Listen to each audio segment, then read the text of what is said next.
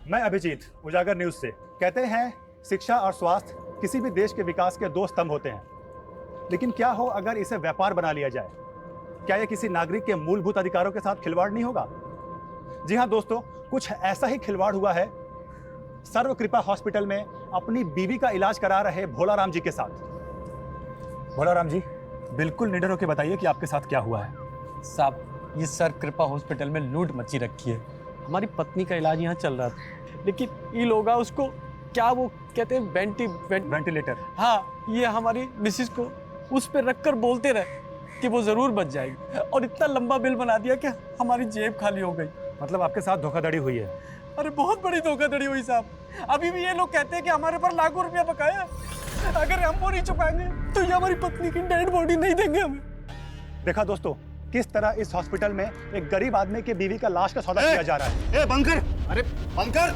अरे चल बाहर निकल! निकल बाहर! ऐसे गुंडे करके जनता की आवाज को दबाओगे? निकल बाहर! अभिजीत देख तुम्हारा कैसे पोल खोलता हूं मैं। अभिजीत पूरे हॉस्पिटल के बर्बाद कर दूंगा मैं। चल चल चल निकल! सेफ नहीं है ये एरिया, चलना यहाँ से।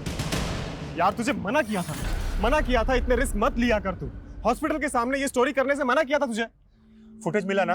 अरे फुटेज मिल गया मेरे भाई, लेकिन तेरी जान चली जाती तो। समझता ही नहीं है छोटी सी बात। अरे भैया, भैया आप आज सगाई है तुम्हारी, वहाँ लड़की वाले घर पे इंतजार कर रहे हैं और तुम अभी तक यहीं हो। अरे विनोद भैया, वो जरूरी ब्रेक थ्रू था, इंतजार नहीं कर सकते थे हम। तेरी होने वाली बीवी भी इंतजार कर रही है तेरा। यार राजीव, तू तो कब तक लड़कियों से भागता रहेगा? आज तो सगाई पक्की है। ले चल। मर्दों से तो कोई प्रॉब्लम है ही नहीं इसको, बस लड़कियों से ही प्रॉब्लम है। चल। अब तो दोनों बहनें एक ही घर में, इससे अच्छी क्या बात हो सकती है आपके लिए? जी पापा, हम तो बहुत लकी है, हमारी प्यारी बहन वर्षा ही हमारी देवरानी बन रही है। क्यों विनोद जी? हाँ राखी जी, बड़ा भाग। हाँ भैया, बड़ा भाग वाला है तू। हाँ बैठ बैठ अभिजीत। अब भाई सच सच बता, पसंद आई हमारी साली साहिबा?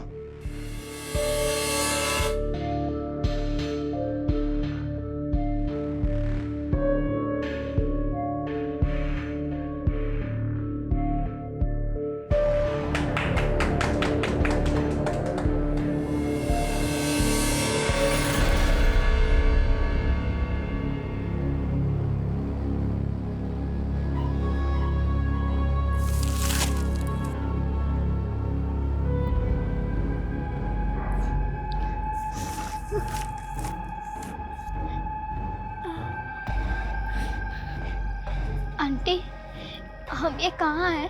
हमें हमारे घर जाना है। आप छोड़ दोगे हमें हमारे घर? हमारे पापा ढूंढ रहे होंगे हमें। आप छोड़ दो हमें हमारे पापा के पास जाना है। आप छोड़ो! अरे छोड़ो हमें! इस लड़की को यहाँ की दुनियादारी अच्छे से सिखा दो, समझ गए?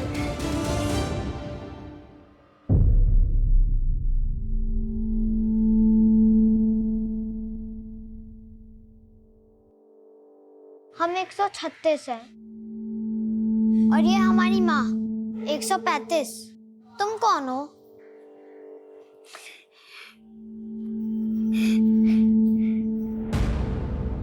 अच्छा 172।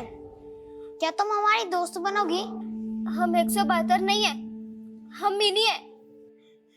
हमें हमारे पापा के पास जाना है।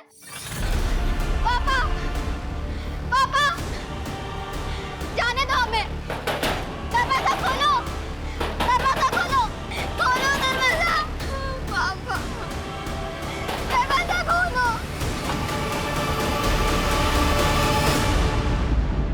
माँ, हमको लगता है कि हमें शादी वादी के लिए नहीं बने। अभी भैया भाभी के कहने पे जबरदस्ती सगाई तो कर ली, लेकिन तुम तो जानती हो ना हमारी दुविधा।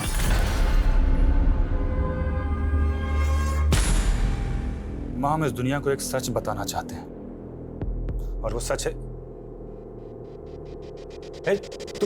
तुम क्या कर रहे हो यहाँ पर? नहीं, वो आपकी मम्मी के खाने का टाइम हो गया है ना, इसीलिए आए थे। माँ, हम आते हैं।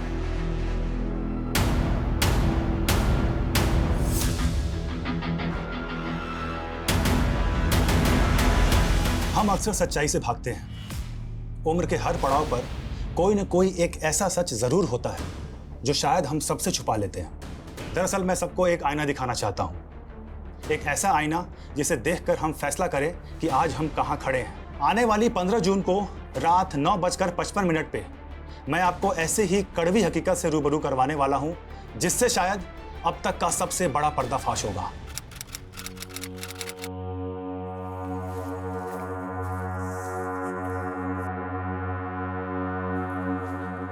अरे अभिजीत पता नहीं कहाँ रह गया।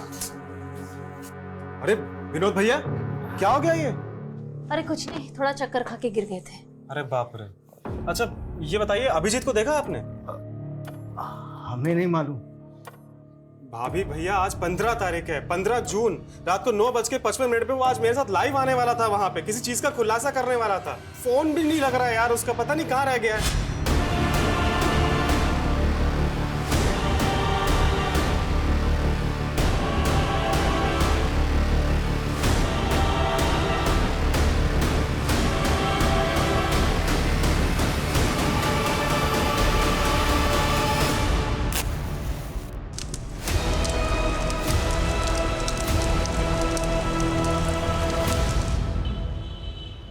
दो दिन से गायब है और आप लोग आ जा रहे हैं।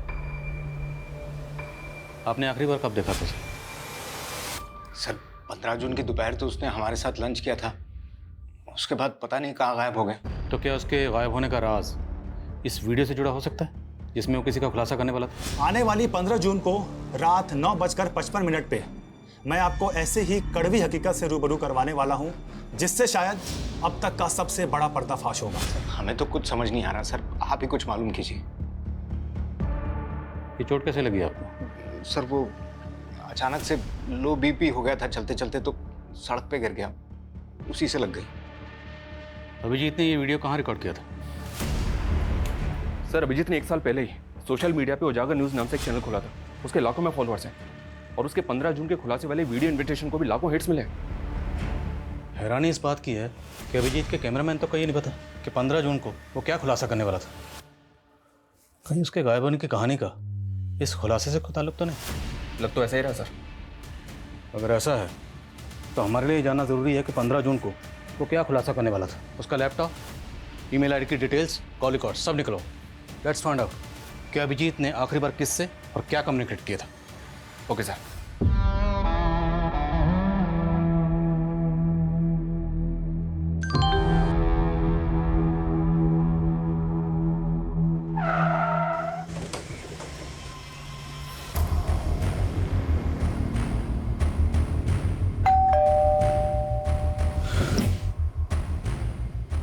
जी, हमें वर्षा जी से बात करनी है।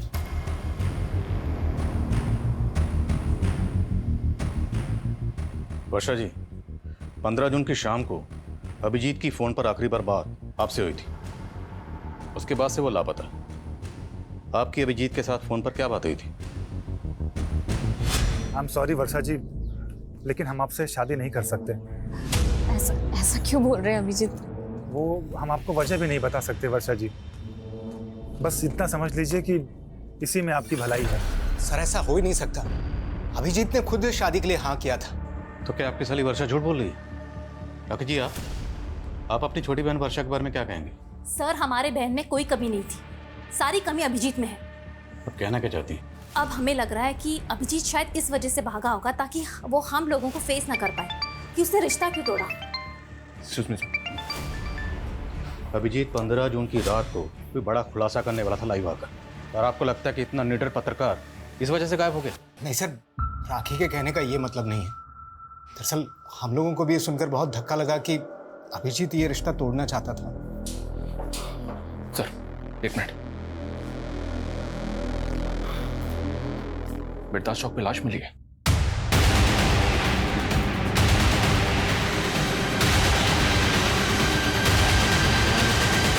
आइए सर। सर लाश बुरी तरह से जली हुई है, चेहरा भी पहचान पाना मुश्किल है, लेकिन उसकी कदकाठी अभिजीत की कदकाठी से मैच कर रही है। तो तुम्हें ऐसा लग रहा है कि अभिजीत की बॉडी है? सर अभिजीत का फोन बिरदास चौक पे ही बंद हुआ था, उसकी फैमिली से शिनाख्त करवा के देखे क्या? सर ये क्या दिखा रहे हैं सर? देखिए, हम मानते हैं कि बॉडी बुरी तरह से जली हुई है, पर हमारे लिए बॉडी की शिनाख्त करवाना बहुत ज़रूरी है। पर हमें इनकी बॉडी से ये चेन और ये अंगूठी मिली है। अंगूठी तो अभिजीत की सगाई की अंगूठी है सर, और ये चेन भी अभिजीत की है सर। ये टैटू भी अभिजीत की कलाई पे ही था।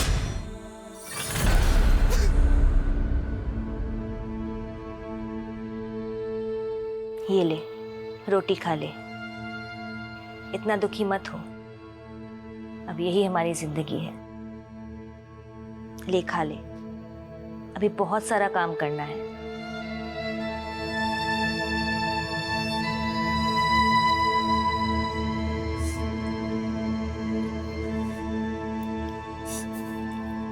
चलो अच्छा है, कम से कम आज तुम कुछ खा तो रही हो। ये भी कोई खाना है? हमारे पापा रोज हमें ब्रेकफास्ट में कॉर्नफ्लेक्स खिलाते हैं और स्कूल के लंच में पराठे। तू कौन से क्लास में पढ़ती थी? 6th। चलो हम तुम्हारा टेस्ट लेते हैं। ये अखबार में जो लिखा है पढ़ने आता है ना? हाँ आता है पढ़ने। तो पढ़ो। भारत जल्द ही 5 ट्रिलियन की अर्थव्यवस्था होगा। माँ, माँ, बच्चों बच्चों बाहर जाओ, बहन आओ ना।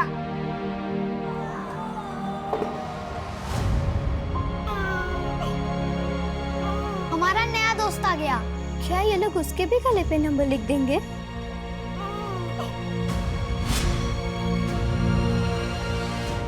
सर पीएम रिपोर्ट के हिसाब से पहले अभिजीत को बुरी तरह से पीटा गया, उसके बाद उसको जिंदा जला दिया गया। लेकिन सर किलर ने ऐसा क्यों किया? इसलिए कि उसको आइडेंटिफाई नहीं किया जा सके। अगर ऐसा था तो फिर अभिजीत की बॉडी पर उसकी चेन और अंगूठी इंटैक्ट क्यों था? यहाँ तक कि उसके बाजू पे जो टैटू था वो भी उसके भाई ने आइडेंटिफाई की। पहचान मिटाने की कोई कोशिश नहीं की गई। किलर ने अभिजीत को जिंदा जला दिया सर। ऐसा लग रहा है जैसे किलर की अभिजीत के साथ कोई गहरी रंजिश थी। अभिजीत के लैपटॉप से क्लू मिला? साइबर टीम अभिजीत के लैपटॉप और मोबाइल का डेटा रिकवर करी है सर। लेकिन सर अभिजीत का फोन पिछले कई दिनों से अतुल नगर में काफी एक्टिव था। अतुल नगर में कहाँ जाता था ये तो नहीं पता, लेकिन अतुल नगर में जितने भी सीसीटीवी हैं सबकी फुटेज मंगा रहा हूँ। और अभिजीत का कैमरामैन प्रथमेश, उसने कुछ बताया? नहीं सर, उसे इस बारे में कुछ नहीं पता।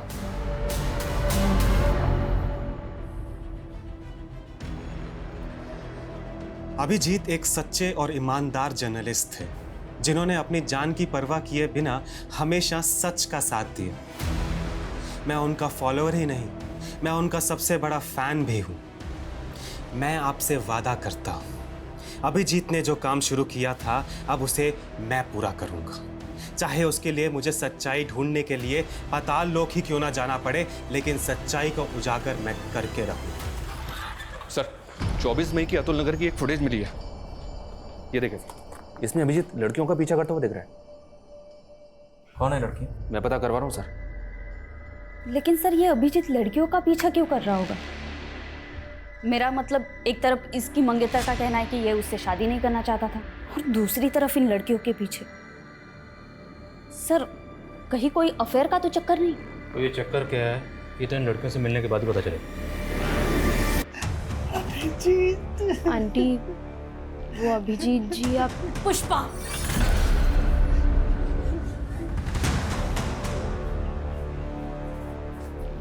जी माँ जी को क्या बताना है और क्या नहीं बताना ये तुम्हारा काम नहीं है। तुम जाओ। हम उन्हें वो अभिजीत जी हम देख लेंगे, तुम जाओ यहाँ से। और हाँ, अब से काम पे मत आना। जी अब हम तुम्हें अफोर्ड नहीं कर सकते। हमारी माँ का ख्याल हम खुद रखेंगे। तुम जाओ।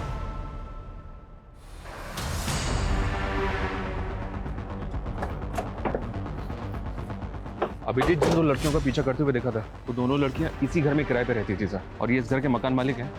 इन्होंने ही मकान किराए पे दिया था। नाम क्या था दोनों लड़कियों का? सर बड़ी वाली का गीतांजलि और छोटी वाली का चंचल था। दोनों सगी बहनें थी। आप कहाँ हैं? सर वो लोग तो 10-12 दिन पहले अचानक घर खाली करके चले गए थे। रहने वाली कहाँ की थी? रेंट एग्रीमेंट में उनका नेटिव एड्रेस होगा। रेंट एग्रीमेंट तो नहीं बनाया, लेकिन हाँ वो बिहार की रहने वाली थी। तुम लोग भी ना, हम लोग बार बार गाइडलाइन जारी करते हैं कि बिना पुलिस वेरिफिकेशन के मकान किराए पर नहीं देना, पर सुधरोगे नहीं तुम लोग। सर गलती हो गई। लड़कियां करती क्या थी? सर वो घरों में मेड का काम करती थी। कहाँ, किस घर में? सर वो तो नहीं मालूम। लड़कियों के फ़ोन नंबर तो होंगे आपके पास? सर उनके पास फ़ोन्स भी नहीं थे।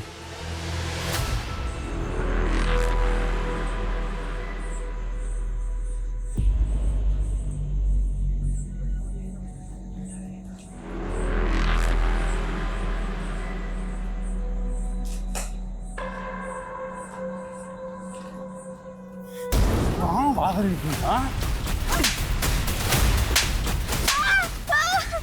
अभी तो तुझे जिंदा छोड़ रहा हूँ।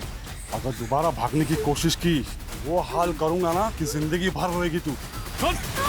जी सर, मैं अपडेट करता हूँ। जय सर, एक बीएन मेड सर्विसेज नाम की एजेंसी है, इसने चंचल और गीतांजलि इन दोनों का फोटो आइडेंटिफाई किया है। ये दोनों लड़कियां इसी एजेंसी के थ्रू काम पे लगी थी। BN made agency. सर, ये लड़की गीतांजलि है और ये चंचल। ये दोनों बहनें बहुत मेहनती थी, कभी भी किसी क्लाइंट की कोई शिकायत नहीं आई। लेकिन ये बताइए कि दोनों लड़कियां अब हैं कहाँ? पता नहीं सर, अचानक से इन दोनों ने काम पे आना बंद कर दिया। क्यों? और मालूम नहीं सर। इन दोनों को एक मीणा नाम के एजेंट ने इंट्रोड्यूस करवाया था। इन दोनों लड़कियों के एड्रेस प्रूफ और डॉक्यूमेंट्स हमें दीजिए, और इनका जो एजेंट था मीना, उसकी डिटेल्स भी दीजिए। सर, ये एजेंट है मीणा। आप सभी जानते हैं कि अभिजीत मेडिकल माफिया के खिलाफ काम कर रहे थे। उसके सारे सबूत अब मेरे पास हैं। ये उन हॉस्पिटल्स की लिस्ट है जिनके पास लाइसेंस ही नहीं, और इनके कितने सारे डॉक्टर्स ऐसे हैं जिनके पास डिग्रीज तक नहीं, जैसे कि doctor Gopal Sharma. Hello doctor Gopal, जो वीडियो मैंने भेजा है तुमको, उसे मैं बहुत जल्दी अपलोड करने वाला हूँ। तुम चाहते क्या हो? सर, कहाँ है?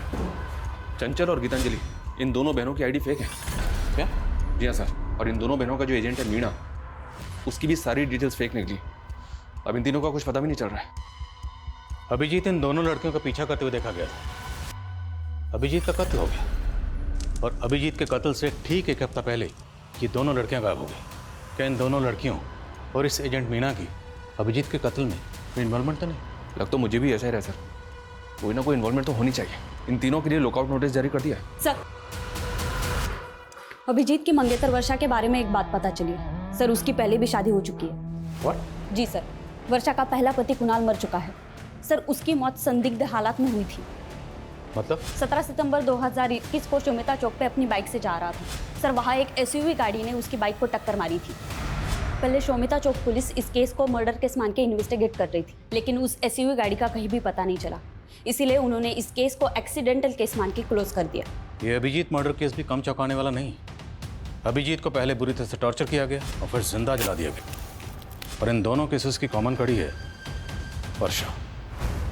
वर्षा जी, पहले आपकी शादी होती है कुणाल से, और वो बड़े ही फिल्मी अंदाज से मारा जाता है। उसके बाद आपकी सगाई होती है अभिजीत से, वो भी मारा गया है। अब ये महज इत्तेफाक है, इसके पीछे की कहानी कुछ और है।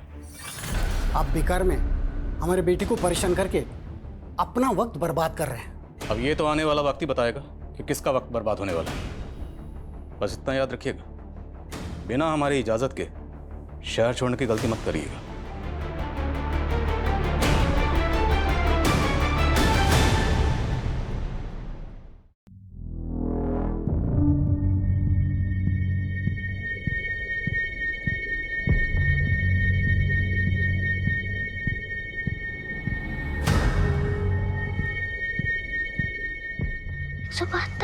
उठो।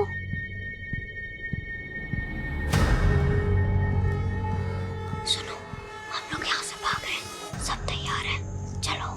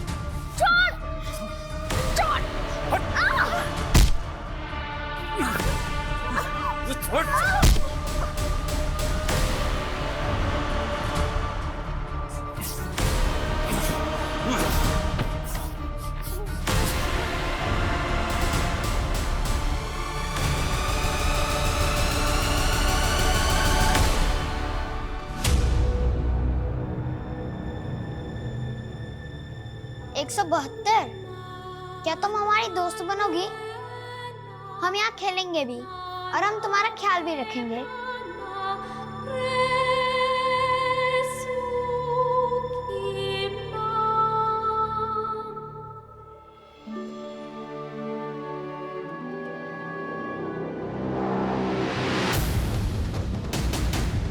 सर,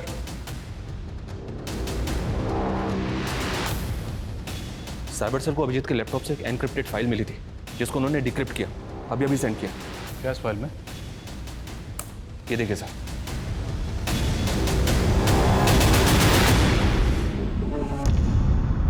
तू तो चंचल को पहचानने से भी इनकार कर रहा था। ये सब क्या है?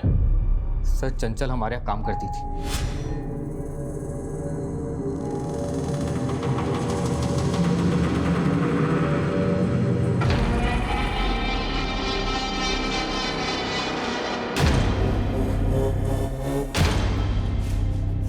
अरे साहब, सुन, ये जो तेरे पीठ के पीछे निशान है, ये क्या है जो तू छिपाती फिरती है? देखना चाहते हो?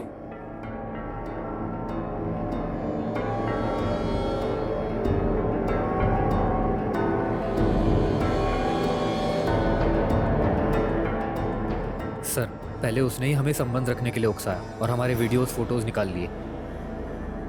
सर, हम उसे पैसे दे दे के थक गए थे, लेकिन उसका लालच बढ़ता ही चला जा रहा था। मजबूर होकर हमने सब बात अभिजीत को बता दी। उसने हमें प्रॉमिस किया कि वो हमारी मदद करेगा। कहानी अच्छी है, लेकिन सिर्फ कहानी, यह हकीकत नहीं है। हकीकत मैं बताता हूँ कि अभिजीत को पता चल गया था कि तुम उस लड़की की मजबूरी का फ़ायदा उठाकर उसको ब्लैकमेल कर रहे हो, उसका रेप कर रहे हो। इसलिए अभिजीत उस लड़की की मदद कर रहा था और तुमने अभिजीत को रास्ते से हटवा दिया। नहीं सर, ऐसा कुछ भी नहीं हुआ सर। शर्मा, ये ऐसे नहीं समझ रहा, जरा समझाओ इसको अच्छी तरीके से। सर, गीतांजलि, चंचल और मीणा, ये तीनों अभी भी ट्रेस नहीं हो पा रहे हैं और राजीव भी इस बात को एक्सेप्ट नहीं कर रहा है कि उसने लड़कियों के साथ कुछ किया है। लेकिन हाँ सर, वर्षा को इन्वेस्टिगेट करते हुए पता चला कि उसके हाथ भी साफ नहीं है। दरअसल कुणाल की मां को अभी भी इस बात का शक है कि वर्षा ने इंश्योरेंस के पैसे के लिए कुणाल को मरवा दिया। कुछ भी साबित नहीं हुआ तो इंश्योरेंस का सारा पैसा वर्षा को मिल गया और बाद में उसने ये पैसा किसी और अकाउंट में ट्रांसफर कर दिया। किसके अकाउंट में? हाँ, वर्षा ने पैसों की मदद की थी, लेकिन इसमें गलत क्या है? क्या बहन बहन की मदद नहीं कर सकती? कैसी मदद? विनोद को करीब 2 साल से बिजनेस में काफी नुकसान हो रहा था। इनका पार्टनर इन्हें बहुत परेशान कर रहा था, पैसे वापस मांग रहा था। विनोद को पैसे वापस देने थे तो वर्षा ने मदद कर दी। लेकिन परेशानी तो फिर भी कम नहीं हुई। कुछ दिन पहले अटैक हुआ था ना पे।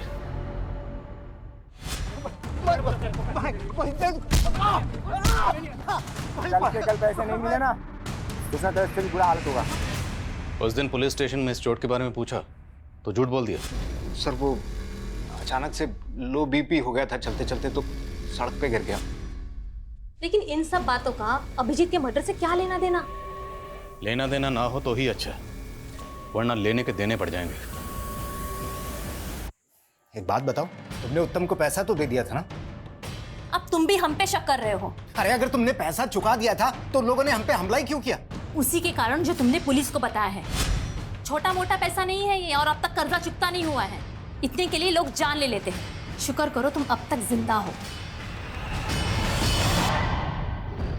सर, ये दोनों बहनें जितनी सीधी नजर आ रही हैं उतनी है नहीं। आज की दुनिया में कोई भाई या बहन अपनी प्रॉपर्टी या पैसा बिना लिखा पढ़ी के किसी को नहीं देता है, और वो भी अपनी बहन के पति के कर्ज को उतारने के लिए। विनोद के बिजनेस पार्टनर से कंफर्म करो, दोनों बहनों के कॉन्टैक्ट अच्छे से चेक करो। तो तूने विनोद पे अटैक करवाया था? अटैक कैसा? आपको कोई गलतफहमी हुई है और उसने कुछ पैसे लौटा भी दिए थे हमें। लेकिन उधार तो काफी बाकी है ना अभी भी। वो भी निकलवा लेंगे। अटैक करवाएगा दोबारा? विनोद ने कंप्लेंट नहीं लिखवाई ना, फिर क्यों बाल की खाल उतार रहे हैं? और वो फुद्दू हमारे खिलाफ बोलने की हिम्मत भी नहीं करेगा। हाँ, हमसे बहुत बड़ा गलती हो गया। अगर हम अभिजीत को पहले ही सब कुछ बता दिए होते तो शायद वो हमें इस मुसीबत से निकाल चुका होता। ले लो, 70 लाख है इसमें। 70 लाख? ये 70 लाख तो सिर्फ आपके हुए ना डॉक्टर साहब, और आपके बाकी के नेक्सस के 70 लाख वो कौन देगा? हेलो नेताजी, एक लोकल जर्नलिस्ट मुझे धमकी दे रहा है। अगर आपकी मेहरबानी हो जाती तो। डॉक्टर साहब, हम स्वच्छ छवि वाले नेता हैं, ना तो खुद खाते हैं ना कभी किसी को खाने देते हैं। अब आपने कांड किया है, आप भुगतेंगे। लेकिन नेताजी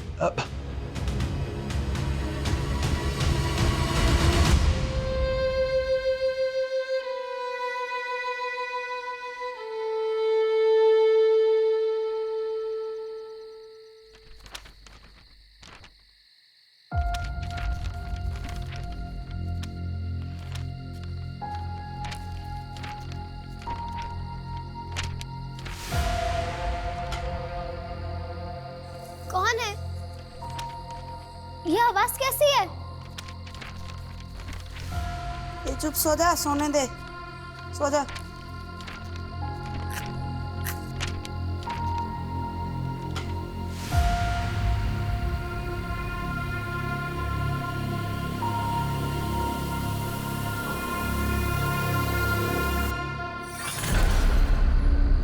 ये ले, रोटी खा ले, अभी बहुत सारा काम करना है।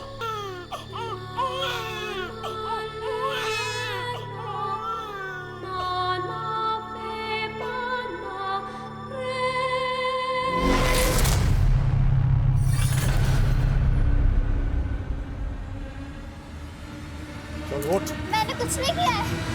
मैंने कुछ नहीं। छोड़ो मुझे, मैंने कुछ नहीं किया है। छोड़ दो, मैंने कुछ भी नहीं किया। अंकल मत करो।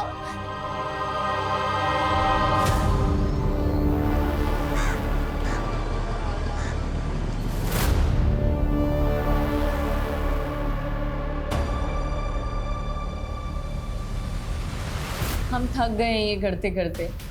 अभी और कितने खून बहाने पड़ेंगे। ये हमारा तीसरा अबॉर्शन है। न जाने तुमसे शादी करने के लिए हमें अभी कितना और इंतजार करना होगा। हम जल्दी सब कुछ ठीक कर देंगे।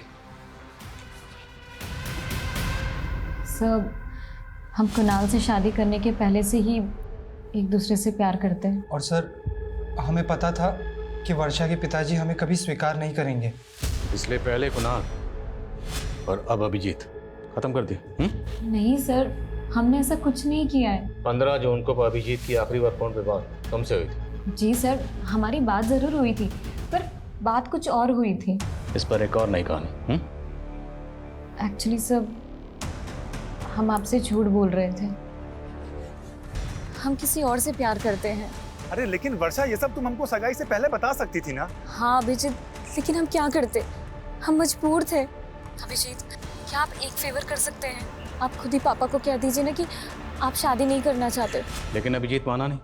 तुम दोनों को लगा कि तुम दोनों की पोल खोल देगा, इसलिए तुम दोनों ने उसकी जान ले ली। वैसे तुम्हारे लिए किसी मासूम की जान लेना कोई बड़ी बात नहीं।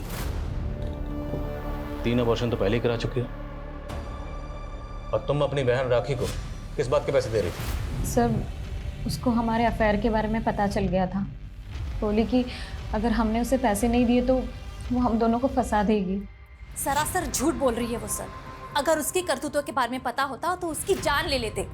हमने सिर्फ विनोद का कर्जा उतारने के लिए उससे पैसे लिए थे और कुछ भी नहीं था। तो आप कहना चाहती हैं कि आपकी बहन और उसके आशिक ने मिलकर अभिजीत को मार दिया? उनकी बात वो जाने सर, हमने कुछ नहीं किया। क्या जोड़ी है दोनों बहनों की? छोटी वाली बड़ी पे इल्जाम लगा रही है और बड़े वाली छोटी पे। कोई बात नहीं, वक्त आने पर सब पता चल जाएगा किसकी कहानी सच्ची है किसकी झूठी।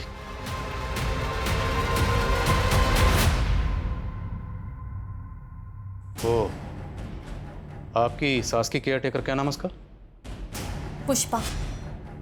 कहाँ वो? हमने उसे काम से निकाल दिया। अब हम उसे अफोर्ड नहीं कर सकते। रहती कहाँ वो? एड्रेस दीजिए। ये बात तो अभिजीत ही जानता था, हमें कुछ नहीं पता।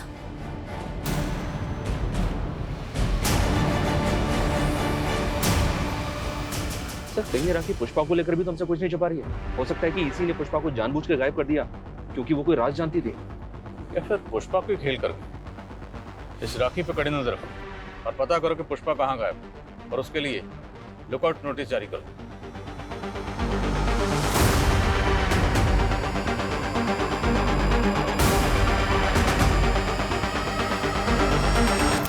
सर, छत्तीसगढ़ पुलिस से पुष्पा के बारे में एक इन्फॉर्मेशन मिली है। पुष्पा एक बागी ग्रुप की मेंबर है और कई सालों से वांटेड है। पुष्पा एक बागी थी? तो वो अभिजीत के घर पे क्या कर रही थी? दरअसल अभिजीत के लेट फादर धीरेन्द्र आनंद ने कई सालों तक एक बागी ग्रुप में काम किया है और ये पुष्पा उनकी शागिर्द थी। इंटेलिजेंस का ऐसा मानना है कि गायब होने के बाद पुष्पा यूपी में कहीं छुपी थी। मतलब वो यूपी में अभिजीत के घर पर छुपी हुई थी, और वो भी उसकी माँ की केयरटेकर बन के। अभिजीत उसको लेकर आया, उसकी मदद कर रहा था। और सवाल ये है कि अभिजीत एक बागी की मदद क्यों कर रहा था? कि अभिजीत खुद एक बागी था? चेक करो सब जगह चेक करो।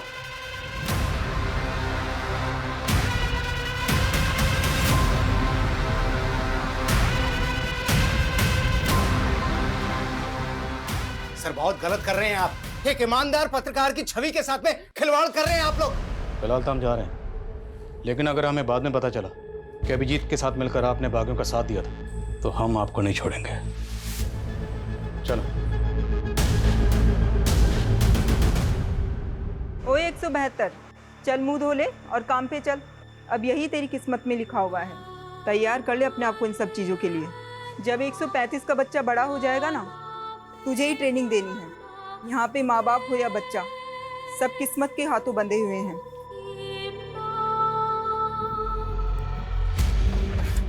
हो सकता है ये अभिजीत भी अपने फादर की तरह बागी। ये और पुष्पा दोनों किसी सीक्रेट मिशन पर थे। जैसे ही मिशन पूरा हुआ, अभिजीत ने अपनी मौत का ड्रामा रचा। उसके बाद वो और पुष्पा दोनों गायब हो गए। और इस बात के पूरे चांसेस हैं कि अभिजीत के घर वाले भी उनके इस मिशन में शामिल हों, क्योंकि अभिजीत की बॉडी पूरी तरह से जल चुकी थी। फिर भी उन्होंने आसानी से आइडेंटिफाई कर लिया। कैसे? अब तो बॉडी का डीएनए टेस्ट भी नहीं कर सकते, अंतिम संस्कार हो चुका है। शर्मा, ये केस तो हम सॉल्व करके रहेंगे। उसके लिए चाहे हमें गड़े मुर्दे क्यों ना खाने पड़े। अभिजीत की फैमिली, दोस्त, रिश्तेदार, सबके बारे में सब कुछ पता करो। Okay sir.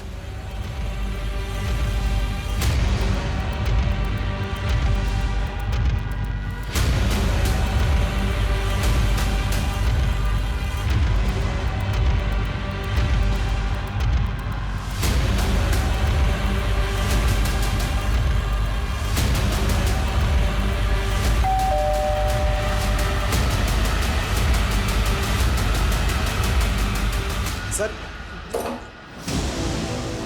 इतना सारा कैश? सर ये मेरा कैश नहीं है सर।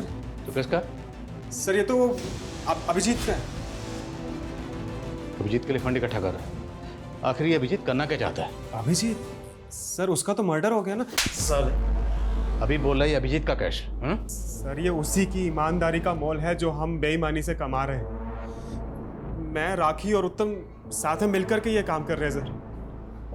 तुम्हारी छोटी बहन वर्षा का नीरज से अफेयर और तुम्हारा अपने पति के बिजनेस पार्टनर उत्तम से अफेयर। अति उत्तम।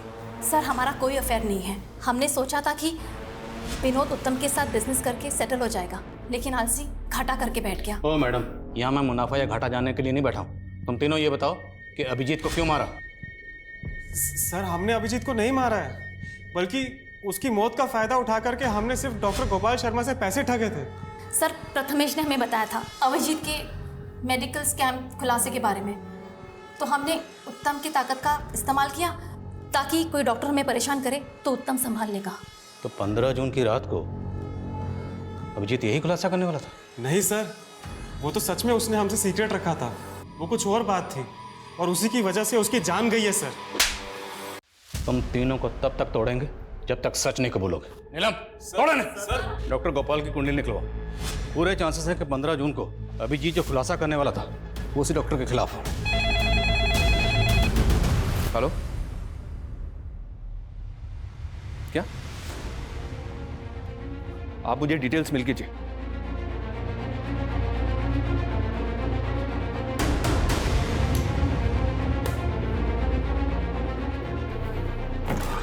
सर हमारी मेन सस्पेक्ट गीतांजलि की तो मौत हो चुकी है। गीतांजलि मर चुकी है? जी हाँ सर, ये देखिए कानपुर पुलिस ने उसकी बॉडी को रिकवर किया था। कोई बॉडी क्लेम करने के लिए नहीं आया तो उसका अंतिम संस्कार कर दिया।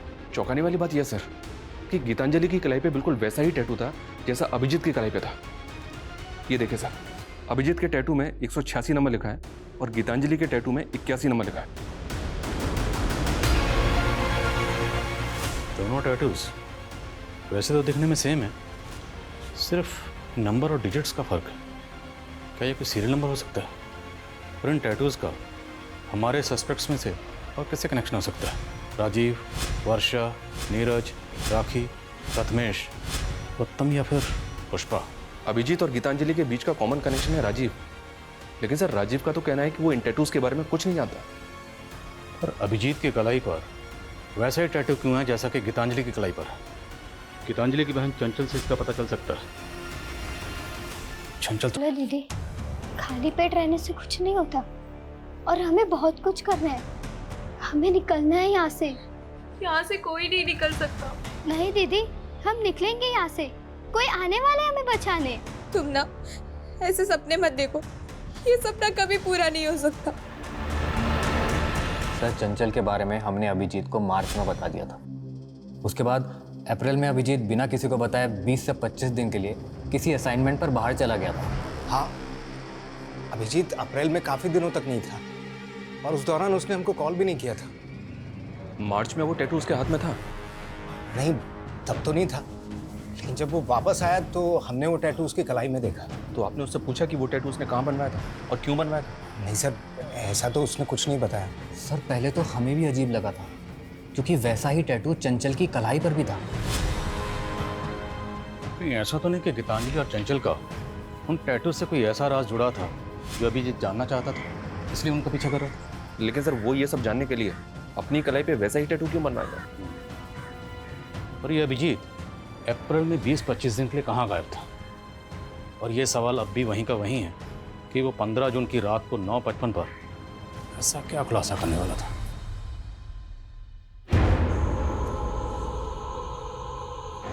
देखो, हम जानते हैं चंचल और गीतांजलि के अलावा तुम लोगों के साथ यहाँ पर क्या हो रहा है।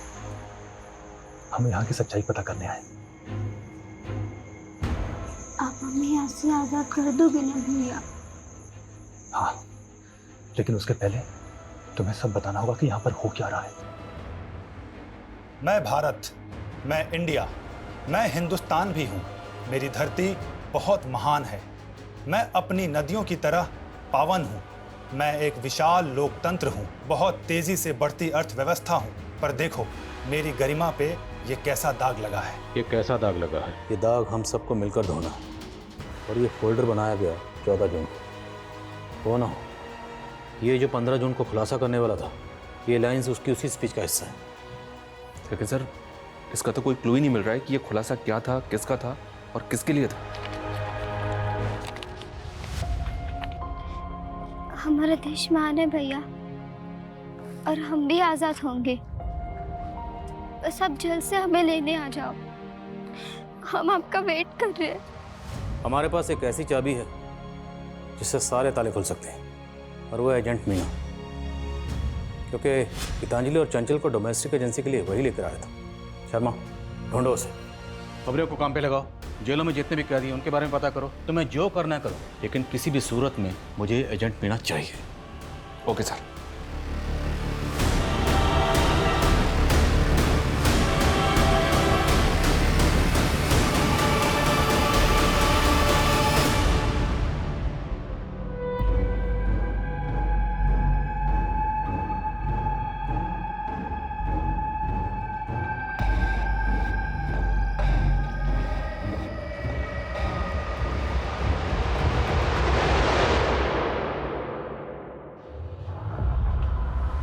मीना, क्या करो? साहब, ये सब लड़के तो बंदो मजदूर हैं। इन्हें तो मैं शहर के बाहर से अपने टेम्पो में लेकर आता हूँ। मेरा काम है इन्हें घरों में काम दिलाना, और अगर कोई गड़बड़ करने की कोशिश करते तो हमको वापस कैंप भेज देते हैं। कैसा कैंप? कहाँ है ये कैंप? कैंप के बारे में हम कुछ नहीं जानता। ये तो मुझे शहर के बाहर एक जगह पे मिलती हैं सब। कैंप का कोई बंदा लेके आता है इनको। ये सब करवाता कौन है? मालिक कौन है? साहब, इसके बारे में मुझे कुछ नहीं पता। सबसे पहले हमें ये पता करना होगा ये कैंप है कहाँ। इस नेक्सस ने बहुत गहराई तक अपनी जड़ें फैला रखी। ड्रोन कैमरा यूज़ करने की परमिशन निकलो। पूरा शहर, उसके आसपास जितने एरिया, सब जगह स्कैन करो। कोई भी एरिया छूटना नहीं चाहिए।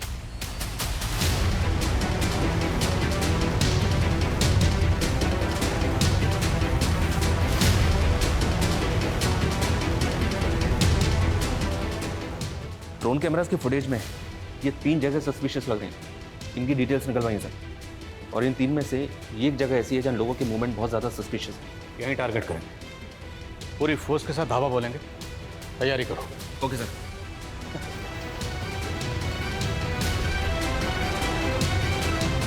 पुलिस! अरे पुलिस! अरे भागो!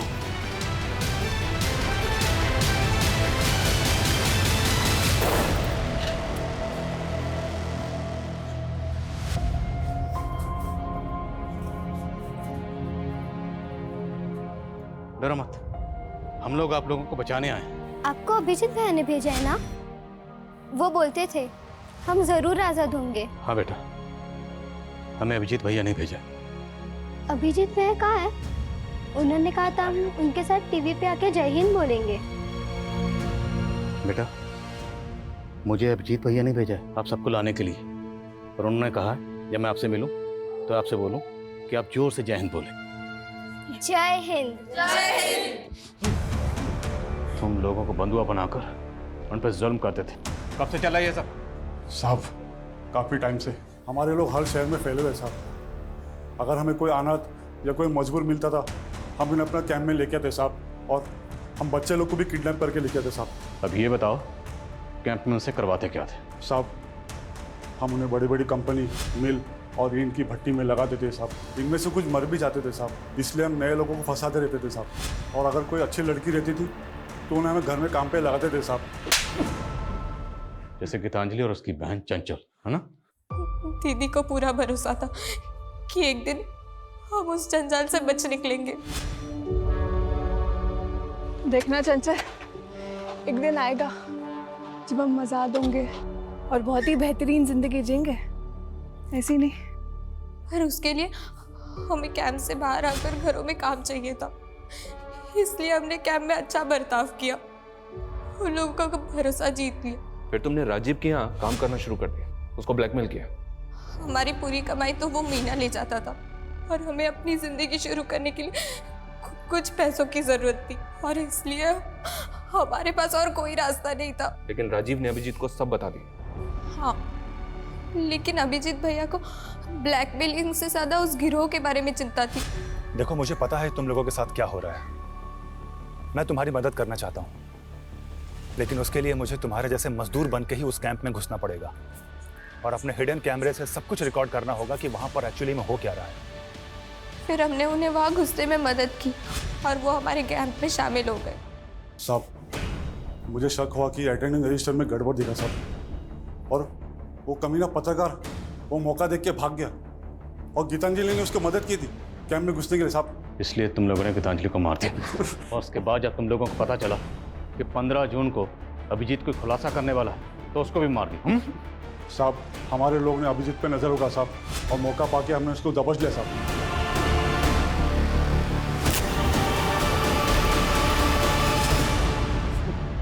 बोल, अपने बाप का नाम बोल।